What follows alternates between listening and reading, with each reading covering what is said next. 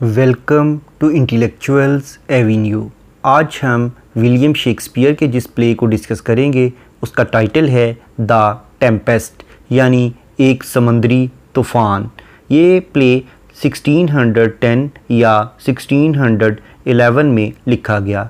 ये total 5 acts पर consisted है। फर्स्ट एक्ट में 2 सीन्स हैं, सेकंड में भी 2, थर्ड में 3, फोर्थ एक्ट में भी 1 और फिफ्थ एक्ट में भी 1 सीन है। यानी इस तरह से इस प्ले के टोटल सीन्स की तादाद है 9, यानी इसमें 5 एक्ट और टोटल 9 सीन्स हैं। अब हम आते हैं इस प्ले की समरी की जानिब। एक्ट 1 के सीन 1 में समुंदर में एक बहरी जहाज़ जा रहा है जो कि अचानक आसमानी बिजली और तूफ़ान की वजह से तबाह हो जाता है। बहरी जहाज़ का अमला तमाम मुसाफिरों को बचाने की कोशिश करता है, जिनमें सबसे पहले अलोंसो है जो कि नेपल्स का बादशाह है। उसके बाद सेबेस्टियन है जो कि उस बादशाह यानी अलोंसो का भाई है। इसके बाद एंटोनियो है जो कि मिलान का ड्यूक है। उसके बाद फर्डिनेंड है जो कि उस बादशाह यानी अलोंसो का बेटा है। और गोंज़ेलो है जो कि एक बूढ़ा कौंसलर है। अलोंसो यानी बादशाह और फर्डिनेंड यानी उसका बेटा नीचे जहाज़ के डेक यानी अर्शे पर चले जाते हैं, जबकि एंटोनियो, सेबेस्टियन और गोंज़ेलो ऊपर ही रहते हैं। अब हर कोई दुआ कर रहा है किसी न किसी तरीके से हम डूबने से बच जाएं। अब यूँ महसूस हो रहा है कि जहाज़ मुकम्मल तौर पर तबाह हो जाएगा और हर शख्स एक दूसरे से हमेशा हमेशा के लिए जुदा हो जाएगा। एक्ट 1 के सीन 2 में एक आइलैंड दिखाया गया है जहां पर प्रोस्पेरो और उसकी बेटी मिरांडा से हमारी मुलाकात करवाई जाती है। प्रोस्पेरो मिलान का ड्यूक हुआ करता था जिसको उसके भाई एंटोनियो ने धोखा दे दिया और उसे मुल्क बदर कर दिया, और वो अपनी बेटी मिरांडा को लेकर इस जजीरे पर आ गया। अब मिरांडा जब उस जहाज़ को डूबते हुए देखती है तो वो अपने फादर यानी प्रोस्पेरो से पूछती है कि क्या इस तूफ़ान का ज़िम्मेदार वो है, क्योंकि प्रोस्पेरो बेसिकली एक मैजिशियन है, एक जादूगर है और वो जादू के ज़ोर से इस तरह के काम कर सकता है। लेकिन वो अपने मैजिक यानी जादू को आर्ट यानी फ़न का नाम देता है। अपनी बेटी मिरांडा के सवाल करने पर प्रोस्पेरो उसे सच बता देता है कि हाँ, इस तूफ़ान का ज़िम्मेदार वही है। उसने अपने जादू के ज़ोर से इस समुंदर में तूफ़ान को बर्पा किया है। लेकिन इसके साथ साथ वो उसे ये कहते हुए तसल्ली भी देता है कि इस तूफ़ान का कोई नुकसान नहीं होगा और इस जहाज़ में तमाम लोग महफूज ही रहेंगे। इसके अलावा वो अपनी बेटी को ये भी बताता है कि ये तूफ़ान उसकी फ़ैमिली के लिए अच्छा है, इसकी वजह से उसके ख़ानदान के बहुत से राज अफ़शां हो जाएंगे जो कि उसने आज तक छुपा कर रखे थे। वो तमाम राज उस पर आश्कार हो जाएंगे।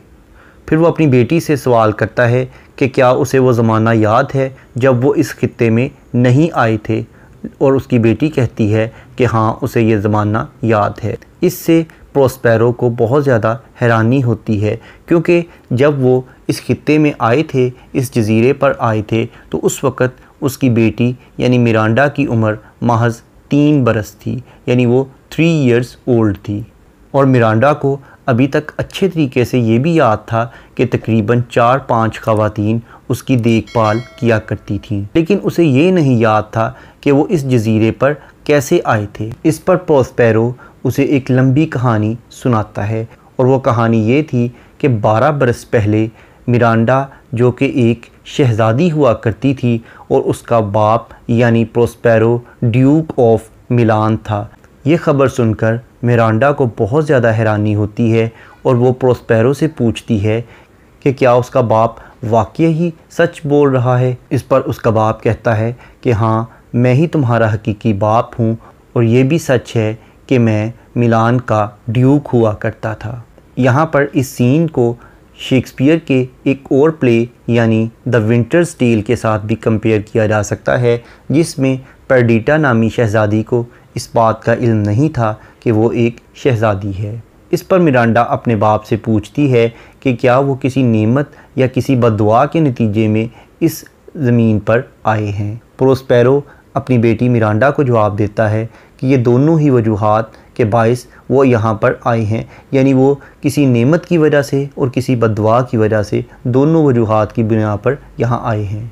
प्रोस्पेरो उसे अपनी कहानी सुनाता है। वो कहता है कि उसका एक भाई था जिसका नाम एंटोनियो था, जिससे वो बहुत मोहब्बत किया करता था और उस पर ब्लाइंड फेथ यानी अंधा एतमाद भी किया करता था। लेकिन प्रोस्पेरो को पढ़ने का शौक़ था। वो सारा दिन जादुई किताबें पढ़ता और अपनी ज़िंदगी इसी काम के लिए वक्फ़ कर चुका था। इसलिए उसने अपने भाई पर इस कदर एतमाद किया कि रियासत के तमाम मामलात उसी के सुपुर्द कर दिए और ख़ुद को लाइब्रेरी में महदूद कर लिया। इसके बरक्स उसका भाई एंटोनियो इस काम में मसरूफ़ हो गया कि मिलान जो रियासत है इसके मामलात को कैसे चलाया जाए। फिर उसने अपने भाई प्रोस्पेरो के एतमाद का गलत फ़ायदा उठा लिया और नेपल्स के बादशाह की मदद से उसने अपने लिए ड्यूक ऑफ मिलान का टाइटल ले लिया। बिल्कुल इसी तरह से ही जैसा कि शेक्सपियर के एक और प्ले हैमलेट में क्लॉडियस ने अपने भाई का कत्ल कर दिया और उसकी बीवी यानी अपनी भाभी के साथ शादी कर ली। उसके बाद एंटोनियो ने आधी रात के वक़्त एक फ़ौज भेजी ताकि वो रात के अंधेरे में प्रोस्पेरो और उसकी छोटी सी 3 साला बच्ची यानी मिरांडा को मिलान से बाहर भगा दे। उस रियासत के लोग प्रोस्पेरो से बहुत मोहब्बत करते थे, इसलिए इन दोनों को किसी ने कत्ल ना किया और समुंदर के किनारे उन्हें एक शिप देकर रवाना कर दिया। इस कश्ती में उन्हें अचानक एक बहुत बड़े तूफ़ान का भी सामना करना पड़ा। अगरचे प्रोस्पेरो तो हिम्मत हार चुका था, लेकिन अपनी बेटी मिरांडा की वजह से वो इस सफ़र को जारी रखे हुए था। उसके बाद आखिरकार वो इस जजीरे पर पहुंचने में कामयाब हो गए। वो इसलिए ज़िंदा बच गए क्योंकि गोंज़ालो ने उन्हें रवाना होने से पहले मुनासिब खुराक, पानी और कपड़े दे दिए थे और प्रोस्पेरो को उसकी तमाम किताबें भी सौंप दी थीं। इस जजीरे पर आने के बाद प्रोस्पेरो ने अपनी बेटी मिरांडा को जादू की तालीम देना शुरू कर दी और 12 साल तक वो उसे पढ़ाता रहा। एंड पर प्रोस्पेरो अपनी बेटी को बताता है कि वो ये तूफ़ान क्यों लेकर आया है, क्योंकि उसके तमाम दुश्मन उस बहरी जहाज़ पर सवार हैं। वो चाहता था कि उन्हें भी मेरी तरह तूफ़ान का सामना करना पड़े। और दूसरी वजह ये थी कि प्रोस्पेरो ने अपने जादू की ताकत से ये जान लिया था कि सितारे उसकी अच्छी किस्मत के हक़ में हैं। प्रोस्पेरो मिरांडा से कहता है कि वो सो जाए और वो अपने मुलाज़म एक स्पिरिट, एक रूह को बुलाता है जिसका नाम एरियल है, ताकि वो उससे कुछ काम ले सके। समुद्री तूफ़ान का इंचार्ज भी प्रोस्पेरो ने उस एरियल यानी एक रूह को ही बनाया था। वो उसे आकर बताता है कि वो बहरी जहाज़ का जो अरशा था यानी जो डेक था, उसके कैबन्स के बिल्कुल दरमियान में आग की तरह कूदा था, जिससे पूरे का पूरा जहाज़ तबाह हो गया। एरियल का काम बहुत कॉम्प्लिकेटेड था क्योंकि उसने जहाज़ को इस तरह से तबाह करना था कि सिर्फ तमाम लोग एक दूसरे से सेपरेट हो जाएं, लेकिन किसी को जानी नुकसान का सामना ना करना पड़े, यानी हर किसी की ज़िंदगी महफूज रहे। ख़ास तौर पर उसने शहज़ादे को अपने बाकी ग्रुप से अलहदा करना था। इस जहाज़ को तबाह करने के बाद एरियल ने उनके लिए एक नए जहाज़ का भी बंदोबस्त किया। ये कहानी सुनकर प्रोस्पेरो एरियल से बहुत ज़्यादा खुश हो गया और उसने उसे कहा कि वो पहले भी बहुत अच्छे काम उसके लिए करता रहा है, अब सिर्फ उसे मज़ीद 4 घंटे और काम करना है। इसके इनाम के तौर पर वो उसे हमेशा के लिए आज़ाद कर देगा। एरियल प्रोस्पेरो का ग़ुलाम इसलिए है क्योंकि एक बदरूह जिसका नाम साइकोरेक्स था, उससे एरियल को प्रोस्पेरो ने आज़ाद करवाया था। इसके इवज़ एरियल को प्रोस्पेरो के तमाम काम सरंजाम देना पड़ते हैं।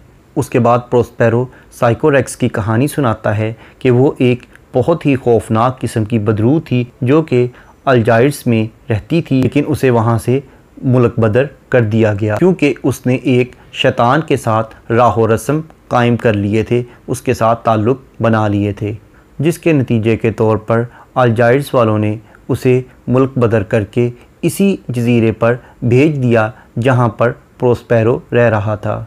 वहाँ आकर उसने एरियल को अपना ग़ुलाम बना लिया और एरियल उसके तमाम अहकामात की बजा आवरी करने में मसरूफ़ हो गया। साइकोरेक्स ने एहतियातन एरियल को पाइन के दरख्त में कैद कर लिया, जहाँ पर वो एक लंबे अरसे तक मुक़य्यद रहा। 12 साल के बाद साइकोरेक्स मर गई, लेकिन जब प्रोस्पेरो इस इलाके में आया तो उसने उस दरख्त में से एरियल की चीखो पुकार की आवाज़ सुनी। प्रोस्पेरो ने उसे उस जगह से आज़ाद कर दिया, लेकिन इससे ये वादा लिया कि वो इस आज़ादी के इवज़ उसकी खिदमत करेगा। कहानी सुनाने के बाद प्रोस्पेरो एरियल की सरजनिश करता है कि अगर उसने हल्की सी भी कोताही की तो वो उसे दोबारा उसी दरख्त में कैद कर देगा, लेकिन अगर उसने अच्छा काम किया तो वो उसे 2 दिन के अंदर अंदर आज़ाद कर देगा। प्रोस्पेरो एरियल को एक ऐसी निम्फ के रूप में उस जगह पर भेजता है जो कि किसी को दिखाई नहीं देती। एरियल के जाने के बाद प्रोस्पेरो अपनी बेटी मिरांडा को जगाता है ताकि वो कैलिबान को देखने चलें, लेकिन मिरांडा कैलिबान से बहुत नफ़रत करती है। कैलिबान भी प्रोस्पेरो ही का एक ग़ुलाम है जो कि इंसानों का गोश्त खाता है और वो इस खित्ते के तमाम छोटे काम सरअंजाम देता है, जैसा कि लकड़ियाँ लाकर आग जलाना वगैरह। ये कैलिबान भी साइकोरेक्स ही का बेटा था और इससे मिरांडा बहुत नफ़रत करती है, क्योंकि एक तो वो शैतान का बेटा था और दूसरा इसलिए कि उसने मिरांडा का रेप करने की भी कोशिश की थी, लेकिन प्रोस्पेरो ने वक्त पर आकर अपनी बेटी को बचा लिया। प्रोस्पेरो ने कैलिबान से अपने काम लेने के लिए उसे बोलना सिखाया और इस खित्ते में तमाम काम करने की ट्रेनिंग भी प्रोस्पेरो ने ही उसे दी। कैलिबान को इन तमाम कामों से नफ़रत थी, लेकिन मजबूरी के आलम में उसे प्रोस्पेरो के ये तमाम काम करना पड़ते थे। उसके बाद फर्डिनेंड जो कि शहज़ादा है वो एरियल के साथ दाखिल होता है, लेकिन एरियल उसे दिखाई नहीं देता। वो एक खूबसूरत किस्म का गीत गाता है जिससे फर्डिनेंड बहुत ज़्यादा खुश होता है और उसके जहन में ये बात थी कि उसका बाप मर चुका है। इस पर वो बहुत ज़्यादा मातम कर रहा था, लेकिन जैसे ही उसने एरियल का गीत सुना उसने अपने बाप की मौत पर मातम करना ख़त्म कर दिया।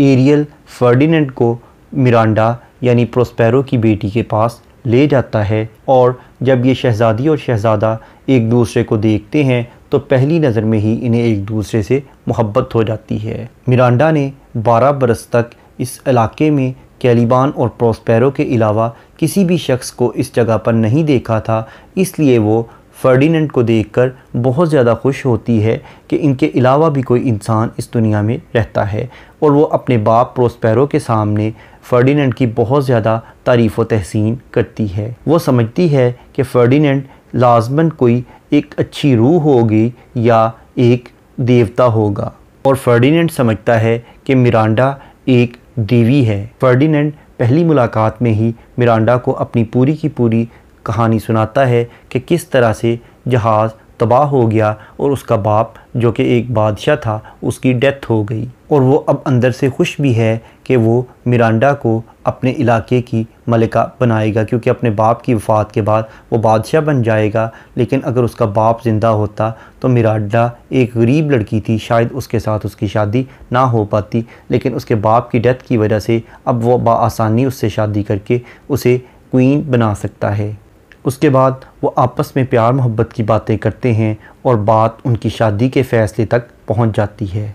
लेकिन प्रोस्पेरो नहीं चाहता कि इस शादी को इतनी आसानी से किया जाए, क्योंकि अगर इस शादी में किसी किस्म की कोई रुकावट पैदा ना की गई तो फर्डिनेंड इस शादी को और इस मोहब्बत को ज़्यादा संजीदगी से नहीं लेगा। इसलिए वो इसमें रुकावट पैदा करने की कोशिश करता है और वो फर्डिनेंड पर इल्ज़ाम लगाता है कि वो किसी दूसरे मुल्क का एक जासूस है जो यहाँ पर जासूसी करने आया है।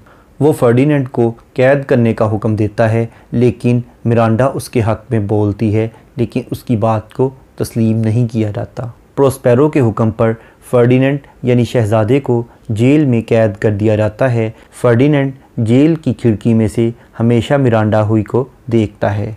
अंदर से प्रोस्पेरो बिल्कुल खुश है कि उसका प्लान कामयाब हो रहा है। वो यही चाहता था कि फर्डिनेंड और मिरांडा एक दूसरे की मोहब्बत में गिरफ़्तार हो जाएं और आपस में शादी कर लें। सेकंड एक्ट के फर्स्ट सीन में अलोंसो, जो कि नेपल्स का बादशाह है, एंटोनियो, सेबेस्टियन, गोंज़ालो और बाकी अपने अटेंडेंट लॉर्ड्स के साथ समुंदर के किनारे पर पहुंच जाता है। यहाँ पर ये लोग दो ग्रुपों में तकसीम हो जाते हैं और दोनों को मुख्तलिफ़ चीज़ें दिखाई देती हैं, जैसा कि गोंज़ालो इस आइलैंड की ग्रीनरी और सब्ज़े को देखता है, जबकि एंटोनियो और सेबेस्टियन को इस खित्ते पर बंजर और गैर आबाद किस्म की ज़मीन ही दिखाई देती है। दर हकीकत वो अलोंसो की बेटी की शादी पर जा रहे थे और गोंज़ालो ये महसूस करता है कि उसके कपड़ों की हालत बिल्कुल वैसी ही है जैसा कि वो पहन कर आए थे, यानी इस तूफ़ान की वजह से उनके कपड़े गंदे नहीं हुए। बादशाह को इस बात का दुख होता है कि वो अपनी बेटी की शादी करने इस तरफ क्यों आए, क्योंकि इसके बदले में उसे अपने बेटे से हाथ धोना पड़ा। उसके माइंड में है कि उसके बेटे की डेथ हो चुकी है, लेकिन उसके अटेंडेंट्स में से सिर्फ़ एक फ्रांसिस्को ही ऐसा है जो कि उसे तसल्ली देने की कोशिश करता है कि उसे परेशान होने की ज़रूरत नहीं है, क्योंकि उसका बेटा यानी शहज़ादा फर्डिनेंड लाज़मन ज़िंदा होगा। लेकिन बादशाह इस बात पर मुतमईन नहीं होता और सेबेस्टियन भी बादशाह को यही कहता है कि उसने ये गलत फ़ैसला किया, उसके दोनों बच्चे उसके हाथ से निकल गए, यानी उसकी बेटी की शादी हो गई और उसका बेटा मौत का शिकार बन गया। इसलिए उसे चाहिए था कि अपनी बेटी की दूर दराज शादी ना करता। इस पर गोंज़ालो उसे मना करता है कि वो इस तरह की बातें ना करे। अब वो इस खित्ते से हैरान हैं कि यहाँ पर ना तो कोई बादशाह है, ना कोई रकम, ना स्कूल, ना सियासतदान है, ना अमीर, ना गरीब और ना ही कोई ग़ुलामी का तसव्वुर है और ना ही वरासत का कोई तसव्वुर है। इसलिए यहाँ पर मर्द और ख़वातीन बड़ी खुशी से ज़िंदगी बसर कर रहे होंगे। यानी ये खित्ता उन्हें उस ज़माने की याद दिलाता है जब इस ज़मीन पर इंसान ने कदम रखा था और उस वक़्त यहाँ कुछ भी नहीं था। उसके बाद एरियल आता है और वो एक ऐसा गीत गाता है जिसे सुनकर लोरी का गुमान पैदा होता है और तमाम लोग सिवाय अलोंसो, सेबेस्टियन और एंटोनियो के सो जाते हैं। सेबेस्टियन और एंटोनियो ये सोचते हैं कि जब तक बादशाह सोया रहेगा हम उसकी हिफाजत करेंगे। एंटोनियो, जो कि अलोंसो बादशाह का भाई है, वो ये सोचता है कि बादशाह के बेटे यानी शहज़ादे फर्डिनेंड की डेथ हो गई है और जो प्रिंसेस थी जिसका नाम क्लैरिबल था उसकी भी शादी हो गई है। वो इतनी दूर से इस रियासत के अहकामात को चलाने के काबिल नहीं रही। ये प्लान करता है कि क्यों ना बादशाह को मौत के घाट उतार दिया जाए और ये काम बादशाह की नींद में करना ज़्यादा आसान होगा। वो ये प्लान सेबेस्टियन के आगे रखता है, लेकिन सेबेस्टियन इसकी बात पर एग्री नहीं होता। यानी यहाँ पर अगेन हैमलेट ही की स्टोरी को रिपीट किया जा रहा है कि एक भाई स्टेट यानी रियासत को हासिल करने के लिए अपने भाई का कत्ल करना चाहता है। इस पर सेबेस्टियन एग्री कर जाता है कि अगर एंटोनियो इस बादशाह को कत्ल कर देगा तो वो भी गोंज़ालो को मार देगा ताकि ये रियासत को हासिल कर सकें और बादशाह बन सकें। जैसे ही वो दोनों अपनी तलवारें बाहर निकालते हैं, अचानक से एरियल वहाँ पर आ जाता है और गोंज़ालो के कान में कुछ सरगोशी करता है और उसे जगा देता है। गोंज़ालो जागने के फ़ौरन बाद बादशाह को बेदार करता है। जैसे ही वो जागते हैं वो देखते हैं कि सेबेस्टियन और एंटोनियो अपनी तलवारें उन पर ताने हुए खड़े हैं। इस पर ये दोनों बहुत हैरान होते हैं, लेकिन ये दोनों अपनी बात की सफाई इस तरह से देते हैं कि हमें शेर के दहाड़ने की आवाज़ आई थी तो हमने सोचा कहीं वो नींद में आप पर हमला आवर ना हो जाएं, इसलिए हमने तलवारें निकाली थीं। किंग अलोंसो को सेबेस्टियन और एंटोनियो के इस प्लान का इल्म नहीं था, इसलिए वो इस बात से कायल हो जाता है। अलोंसो कहता है कि अब उन्हें इस जगह से कहीं और जाना चाहिए ताकि शायद वो उसके बेटे यानी शहज़ादे को तलाश कर सकें। एरियल अपने आप से अहद करता है कि अब वो बादशाह की हिफाजत भी करेगा और उसके बेटे को भी उससे मिलाएगा। उसके बाद सेकंड एक्ट के सीन 2 में कैलिबान प्रोस्पेरो के लिए काम कर रहा है और उसे लानत मलामत करता है कि वो उससे घटिया काम लेता है, यानी लकड़ियाँ इकट्ठी करना और आग जलाना वगैरह। उसके बाद ट्रिंक्योलो, जो कि एक शाही मस्खरा है, उसकी नज़र कैलिबान पर पड़ती है और वो सोचता है कि अगर इसे इंग्लैंड में ले जाया जाए तो यहाँ पर इसको देखने के लिए लोग उसे पे करेंगे, इससे वो कैलिबान की मदद से पैसे कमा सकता है। उसके बाद स्टीफेनो आता है, जो कि बादशाह का एक बटलर है, एक बावर्ची है और हमेशा शराब के नशे में धुत रहता है। वो भी कैलिबान को देखकर बहुत हैरान होता है, क्योंकि कैलिबान का चेहरा तो इंसानों से मुशाबहत रखता है, लेकिन उसकी 4 टांगें हैं, इसलिए उसका बाकी जिस्म का हिस्सा जानवरों से मुशाबे है। और वो ट्रिंक्योलो को उसके पास देखकर भी बहुत हैरान होता है, लेकिन कैलिबान, ट्रिंक्योलो, स्टीफेनो इन दोनों को प्रोस्पेरो की ही कुछ स्पिरिट्स कंसीडर करता है और उन्हें देखकर चिल्लाना शुरू कर देता है। इस पर स्टीफेनो हैरान होता है कि कैलिबान उनकी ज़बान कैसे बोल लेता है, और वो दिल ही दिल में ये सोचता है कि किसी न किसी तरीके से कैलिबान को पकड़कर वो यूरोपियन एम्पर के पास नेपल्स में ले जाएं। स्टीफेनो कैलिबान को शराब पिला देता है और इस तरह से स्टीफेनो और ट्रिंक्योलो एक दूसरे को मिल जाते हैं। उन दोनों के मिलने के अंदाज़ को देखकर कैलिबान को इस बात पर यकीन हो जाता है कि ये दोनों प्रोस्पेरो की स्पिरिट्स नहीं हैं, बल्कि ये तो कोई देवता हैं। स्टीफेनो कैलिबान को बताता है कि वो तो एक चाँद पर रहने वाला इंसान था, लेकिन अभी अभी ज़मीन पर गिरा है। शराब के नशे में धुत कैलिबान इस बात का अहद कर लेता है कि वो हमेशा स्टीफेनो का ग़ुलाम बनकर ज़िंदगी बसर करेगा।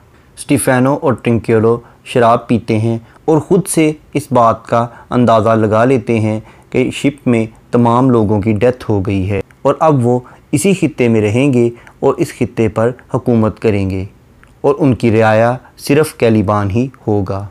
और कैलिबान भी इस बात पर खुश है कि अब वो प्रोस्पेरो से आज़ाद हो गया है। 3rd एक्ट के सीन 1 में प्रोस्पेरो के घर के नज़दीक फर्डिनेंड, जो कि शहज़ादा है, वो आग जलाने के लिए कुछ लकड़ियाँ इकट्ठी करता है और मिरांडा को बुला लेता है। मिरांडा फर्डिनेंड के पास आती है, उसे अपना नाम बताती है और उससे ये वादा करती है कि वो अपने बाप से अपनी शादी की बात करेगी। प्रोस्पेरो भी इस सीन को देख रहा है और वो खुश हो रहा है कि जो वो चाहता है वैसे ही उसका प्लान चल रहा है। मिरांडा और फर्डिनेंड दोनों अपनी ज़िंदगी के तजुर्बात एक दूसरे के साथ शेयर करते हैं। एक्ट 3 के 2nd सीन में कैलिबान, ट्रिंक्योलो और स्टीफेनो के साथ शराब के नशे में धुत है और स्टीफेनो वादा करता है कि कैलिबान उसकी रियासत का लेफ्टिनेंट होगा और कैलिबान भी ये प्रॉमिस कर लेता है कि वो हमेशा इनकी खिदमत करेगा। अचानक एरियल आता है और कैलिबान और स्टीफेनो के कान में सरगोशियाँ करता है और उन्हें बुरा भला कहता है। इस पर ये दोनों सोचते हैं कि यहाँ पर कोई भी नहीं, इसलिए ट्रिंक्योलो ने ही उनके कानों में सरगोशी की है, इसलिए वो इसे मारना शुरू कर देते हैं। कैलिबान स्टीफेनो को ये मशवरा देता है कि अब उन्हें चाहिए कि प्रोस्पेरो को कत्ल कर दें, जो कि इस खित्ते पर सबसे ज़्यादा ताकतवर शख्स है। कैलिबान उसे ये भी कहता है कि वो इस काम में उसकी मदद भी करेगा, यानी अगर वो प्रोस्पेरो की जादुई किताबें चोरी कर लें तो प्रोस्पेरो मुकम्मल तौर पर पावरलेस हो जाएगा और इससे वो उसे मारने में कामयाब हो जाएंगे। कैलिबान उसे ये भी लालच देता है कि प्रोस्पेरो के घर की तमाम चीज़ें उसकी मलकियत में आ जाएंगी और ख़ास तौर पर जो उसकी खूबसूरत बेटी यानी मिरांडा है, उससे वो शादी कर लेगा। इससे स्टीफेनो भी लालच में मुब्तला हो जाता है, लेकिन इससे पहले कि वो एग्जीक्यूशन करते, एरियल आता है और वो एक गीत गाना शुरू कर देता है, जिससे ट्रिंक्योलो और स्टीफेनो दोनों ही खौफज़दा हो जाते हैं कि यहाँ किसी इंसान का वजूद नहीं, तो फिर ये गीत कौन गा रहा है, और वो खौफ के आलम में खुदा से माफ़ी मांगना शुरू कर देते हैं। कैलिबान उन्हें इस बात का यकीन दिलाता है कि यह खित्ता बहुत खूबसूरत आवाज़ों से भरपूर है, इसलिए उन्हें डरने की कोई ज़रूरत नहीं है, और वो ये ख़ुद ही अंदाज़ा लगा लेते हैं कि शायद ये गीत इसलिए गाया गया है जिसमें उनकी प्रोस्पेरो की तरफ रहनुमाई की गई है कि वो प्रोस्पेरो के पास जाकर उसे कत्ल कर दें। एक्ट 3 के सीन 3 में ये बयान किया गया है कि अलोंसो, सेबेस्टियन, एंटोनियो और गोंज़ालो और उनके जितने भी अटेंडेंट्स हैं वो इसी जजीरे की किसी दूर दराज जगह पर पहुंच गए हैं। गोंज़ालो बहुत ज़्यादा थका हुआ है। अलोंसो अभी तक ये उम्मीद लिए हुए है कि काश उसका बेटा ज़िंदा हो। उसके बाद दूसरी जानिब एक अजनबी किस्म का म्यूज़िक चलता है और प्रोस्पेरो दाखिल होता है, लेकिन वो किसी को दिखाई नहीं दे रहा। एक सजा सजाया खाने का टेबल उनके सामने आ जाता है। लोग इस पर हैरान हो जाते हैं कि ये तमाम चीज़ें कहाँ से आ गईं। सेबेस्टियन ये मशवरा देता है कि चूँकि अब वो थकावट से चूर हो गए हैं और उन्हें भूख भी लगी है, इसलिए बदरूहों ने ये खाना उनके लिए भेजा है, इसलिए उसे खा लेना चाहिए। लेकिन अलोंसो ये खाना खाने से इनकार कर देता है और गोंज़ालो उसके सामने आता है और गोंज़ालो भी उसकी बात को कंफर्म करता है कि बचपन में वो बहुत सी ऐसी चीज़ों पर यकीन रखते थे, जैसा कि लड़कियों के बालों में जुएँ नहीं होती और इस तरह की और भी बहुत सी बातों पर यकीन रखते थे। इसी तरह से अब उन्हें इस बात के चक्कर में पड़ने की ज़रूरत नहीं है कि ये खाना कहाँ से आया है, बल्कि उन्हें इसे खा लेना चाहिए। अलोंसो भी यही फ़ैसला करता है कि जो उनकी हालत हो गई है इससे मज़ीद बदतर उनकी हालत नहीं हो सकती, इसलिए उन्हें मज़ीद रिस्क लेने की बजाय ये खाना खा लेना चाहिए। इससे पहले कि वो खाना शुरू करते, एरियल वहाँ पर एक अजीबोगरीब किस्म के मॉन्स्टर की शक्ल में, जिसका चेहरा औरत की मानिंद है और जिसका बाकी जिस्म एक गिद्ध की मानिंद है, उनके सामने इस हुलिये में अपीयर हो जाता है और ये खाना अचानक गायब हो जाता है। और साथ ही वो ये ऐलान करता है कि ये खाना इसलिए गायब हो गया है क्योंकि यहाँ पर 3 ऐसे लोग बैठे हैं जो कि किसी गुनाह का इर्तिकाब करने वाले थे। इस पर वो लोग अपनी तलवारें निकाल लेते हैं और एरियल इस पर हंसता है कि उनकी तलवारों का एरियल पर कोई असर नहीं होगा। एरियल उस मॉन्स्टर के रूप में उन्हें ये भी याद करवाता है कि किस तरह से उन्होंने प्रोस्पेरो और उसकी बेटी मिरांडा के साथ बुरा सलूक किया था और उन्हें समुंदर में मरने के लिए छोड़ दिया था। ये कहकर एरियल गायब हो जाता है और वो खाने की टेबल दोबारा वापस उनके सामने आ जाती है। इस पर प्रोस्पेरो एरियल को शाबाश देता है। एरियल की बातें सुनने के बाद किंग अलोंसो को अपनी इस गलती का एहसास हो जाता है कि ये समुद्री तूफ़ान उन पर इसीलिए आया था क्योंकि उसने प्रोस्पेरो और अपनी भतीजी यानी मिरांडा के साथ बुरा सलूक किया था। और सेबेस्टियन और एंटोनियो भी बहुत ज़्यादा पछताते हैं कि उन्होंने इस किंग को कत्ल करने का मंसूबा क्यों बनाया। गोंज़ालो भी ये बात नोट करता है कि अलोंसो, एंटोनियो और सेबेस्टियन ने जो प्रोस्पेरो के ख़िलाफ़ साजिश की थी, अब वो उसकी पकड़ में आ गए हैं।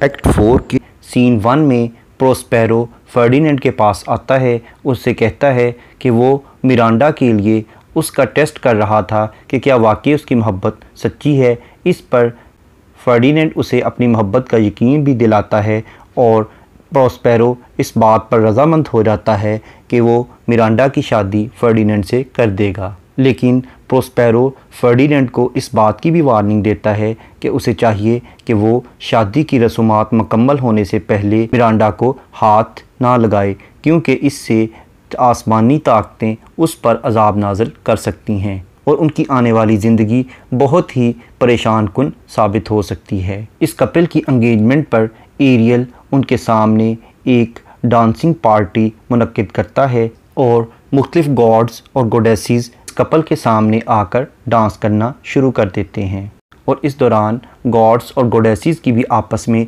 इस न्यूली वेडेड कपल के बारे में गुफ्तगू शुरू हो जाती है और वो इनके लिए नेक तमन्नाओं का इजहार करते हैं। इस सेरेमनी के ख़त्म होने के बाद प्रोस्पेरो अपने जादू की मदद से इन तमाम गॉड्स और गॉडेसेस को वापस भेज देता है और फर्डिनेंड और मिरांडा को भी उनके कमरे में भेज देता है और एरियल से पूछता है कि उसने स्टीफेनो, ट्रिंक्योलो और कैलिबान को आखिरी मर्तबा कब देखा था। तो इस पर एरियल उन्हें बताता है कि वो अपने म्यूज़िक के जादू से उन्हें प्रोस्पेरो के घर के सामने ले आया था। प्रोस्पेरो एरियल से कहता है कि उसका बेहतरीन लिबास उसके घर के सामने रख दे ताकि ये लिबास उसके लिए चारे का काम करे और जैसे ही ये तीनों उसे चोरी करने आए तो उन्हें पकड़ा जा सके। और वो कैलिबान को भी लानत मलामत करता है कि उसने उसके कत्ल का मंसूबा बनाया। कैलिबान, ट्रिंक्योलो और स्टीफेनो उस पूल से तो निकल आते हैं जहां उन्हें एरियल ने गिराया था और उसके बाद वो अपनी शराब की बोतल तलाश करने लग जाते हैं। कैलिबान उन दोनों को ये यकीन दिलाता है कि जैसे ही वो प्रोस्पेरो को कत्ल कर देंगे उन्हें उनका इनाम मिल जाएगा। प्रोस्पेरो कुछ स्पिरिट्स को हुक्म देता है कि वो डॉग्स के रूप में जाएं और इन तीनों का खात्मा कर दें। एक्ट 5 की सीन 1 में प्रोस्पेरो एरियल से पूछता है कि उस जहाज़ में जो लोग तबाह हुए थे उनकी हालत के बारे में बताओ, तो एरियल उसे बताता है कि वो तमाम लोग बच गए थे लेकिन वो इस वक्त बहुत बुरी हालत में हैं। उनमें से 3 लोग गद्दार हो गए थे जिनमें अलोंसो, एंटोनियो और सेबेस्टियन हैं और बाकी लोग अपनी हालत और शहज़ादे की मौत पर मातम कर रहे हैं। उनकी हालत ज़ार बताते हुए एरियल भी अफसरदा हो जाता है। ये दास्तान सुनकर प्रोस्पेरो को भी बहुत तरस आता है और वो एरियल को हुक्म देता है कि वो उनकी तमाम कन्फ्यूजन्स को दूर कर दे और उनकी हालत बदल दे। प्रोस्पेरो एरियल से कहता है कि अब वो उसका सिर्फ ये आखिरी काम कर दे कि वो इस जहाज़ में तबाह होने वाले तमाम लोगों को उसके सामने पेश कर दे। इसके बाद वो उसकी जादुई छड़ी को भी तोड़ दे और उसकी तमाम किताबें जो जादुई मौज़ूआत पर लिखी गई हैं उन्हें समुंदर में फेंक दे, यानी वो हमेशा के लिए जादू को तर्क कर देगा। प्रोस्पेरो अपनी जादुई छड़ी के साथ एक जादुई दायरा बनाता है जिसमें तमाम जहाज़ में तबाह होने वाले लोग आ जाते हैं। फिर उसके बाद प्रोस्पेरो उनके सामने पेश होता है और सबसे पहले वो किंग अलोंसो यानी अपने भाई की सरजनिश करता है कि उसने उसके साथ और उसकी 3 साला बेटी यानी मिरांडा के साथ इतना बुरा सलूक क्यों किया था। और वो ये राज भी अफशां करता है कि एंटोनियो ने सेबेस्टियन के साथ मिलकर अलोंसो यानी बादशाह को कत्ल करने की भी साजिश की थी, लेकिन वो इन तमाम लोगों को माफ़ कर देता है। पहले तो ये तमाम लोग प्रोस्पेरो को नहीं पहचानते। उस पर प्रोस्पेरो एरियल को हुक्म देता है कि वो उसकी तलवार और हैट लेकर आएँ ताकि उससे उन्हें पता चल जाए कि यही मिलान का ड्यूक है। जैसे ही एरियल प्रोस्पेरो को वो शाही लिबास पहनाता है तो स्पिरिट्स गाना शुरू कर देती हैं। उसके बाद अलोंसो प्रोस्पेरो को उसकी बादशाही वापस कर देता है और उससे माफ़ी मांगता है और वो ये भी जानना चाहता है कि प्रोस्पेरो इतना अरसा इस जजीरे पर किस तरह से ज़िंदा रहा। जब प्रोस्पेरो अपनी ज़िंदगी के तमाम हालात उनके सामने रखता है तो उन्हें बहुत ज़्यादा शर्मिंदगी का सामना करना पड़ता है। इन तमाम बातों से सेबेस्टियन मुतमईन नहीं होता और वो प्रोस्पेरो पर इल्ज़ाम लगाता है कि उसमें शैतान बोल रहा है, लेकिन प्रोस्पेरो उसकी बात को इग्नोर कर देता है। और किंग अलोंसो प्रोस्पेरो को ये भी बताता है कि उसने किस तरह से अपने बेटे और बेटी को खो दिया। उसके बाद प्रोस्पेरो कहता है कि ये लंबी कहानियाँ हैं, हम अपने कमरे में जाकर इनको डिस्कस करते हैं। वो जैसे ही अपने कमरे का पर्दा ऊपर उठाता है तो वो देखते हैं कि फर्डिनेंड और मिरांडा वहाँ बैठे चेस यानी शतरंज खेल रहे होते हैं। इस पर सब लोग बहुत ज़्यादा हैरान होते हैं और खुश होते हैं। उसके बाद एरियल उन्हें बताता है कि किस तरह से उसने समुंदर में तूफ़ान बपा किया था और अपने जादू की मदद से उन सब को मरने से बचाए रखा था। अलोंसो ये सोचता है कि उन्हें एक ओरेकल की ज़रूरत है जो कि उन्हें बताए कि किस तरह से वो इस तबाही से महफूज रहे, लेकिन प्रोस्पेरो कहता है कि अभी मैं तुम्हें खुद ही बता देता हूँ। इस पर एरियल उन्हें तमाम दास्तान सुनाता है कि किस तरह से उसने समुंदर में तूफ़ान बपा किया था और उन्हें मरने से बचाए रखा।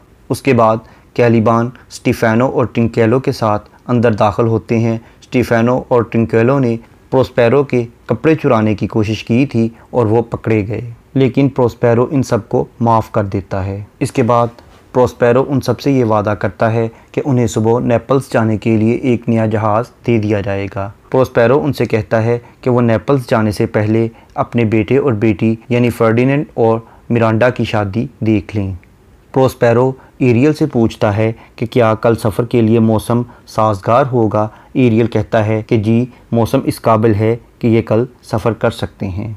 प्रोस्पेरो एरियल को भी आज़ाद कर देता है और ऑडियंस से मुखातब होता है और अपनी आखिरी स्पीच देता है। यहाँ पर ये प्ले ख़त्म हो जाता है। इसके बाद अगर हम इस प्ले के थीम्स को डिस्कस करें तो इसमें सुपरनैचुरल एलिमेंट्स का जिक्र किया गया है। इसके अलावा नेपल्स और इंग्लैंड के आर्ट और कल्चर का जिक्र किया गया है और कॉलोनियलिज्म का जिक्र मिलता है। इसके अलावा नेचुरल वर्ल्ड के साथ ताल्लुक़ बयान किया गया है। बीट्रेल यानी धोखाधड़ी का जिक्र किया गया है। इसके अलावा इंसानी जज्बात और माफ़ी का हमें दर्स मिलता है। इसके अलावा जस्टिस यानी इंसाफ, सुपीरियॉरिटी ऑफ ह्यूमन बींग्स और इसके अलावा पावर और एक्सप्लॉयटेशन यानी इस्तेहसाल का थीम मिलता है। इसके अलावा मैजिक और स्लेवरी के थीम्स भी इस प्ले में मिलते हैं। यहाँ पर यह लेक्चर ख़त्म हुआ। इसके अलावा विलियम शेक्सपियर के दीगर प्लेस को डिटेल में समझने के लिए इसी चैनल यानी इंटेलेक्चुअल्स एवेन्यू पर शेक्सपियर्स प्ले की प्लेलिस्ट को विज़िट करें, जिसका लिंक नीचे डिस्क्रिप्शन बॉक्स में मौजूद है। Thank you for attending this lecture.